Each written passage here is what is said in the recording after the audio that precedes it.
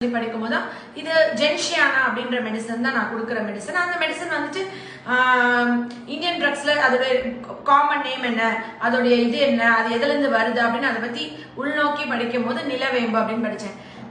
நம்மளுடைய எல்லாம் நம்மளுடைய சொத்து, நம்மளுடைய மண்ணில் இருக்கிற ஒரு விஷயம்.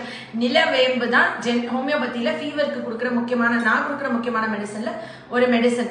அதனாலதான் அது வந்துட்டு இம்யூனிட்டி இம்ப்ரூவ் பண்றது இல்லாம சரி ஃபீவரே இல்ல, எங்க ஏரியா ஃபுல்லா ஃபீவர், எங்க வீட்டுல இருக்கவங்க எல்லாருக்கும் ஃபீவர், நான் என்ன பண்ணிட்டோம், நீங்க டைரக்டா நிலவேம்பா குடிக்கிறீங்க அப்படின்னு சொன்னா நீங்க ஒரு சித்த டாக்டர் வாங்கி குடிக்கிறேன், அது உங்களோட இஷ்டம். நான் வந்து எப்பவுமே டைரக்ட் க்ரூட் ஃபார்ம்ஸ் விட மெடிசல் ஃபார்ம் வந்து எனக்கு இன்னும் கொஞ்சம், ஏன்னா அதெல்லாம் கிளீனா கழுவி அதோட பதத்துல எடுத்து மருந்தா தயாரிச்சதுக்கு அப்புறம் சின்ன சின்ன சைடு எஃபெக்ட்ஸ் கூட இருக்காதுன்னு நான் நம்புவேன். அதனால ஹோமியோபதி ஃபார்ம்ல ஜென்ஷியானா நிலவேம்பை வந்துட்டு இப்ப நம்ம முருங்கைக்கீரை சாப்பிடலாம், ஓகே. சில டைம்ஸ்ல டேப்லெட்டா கிடைக்குது.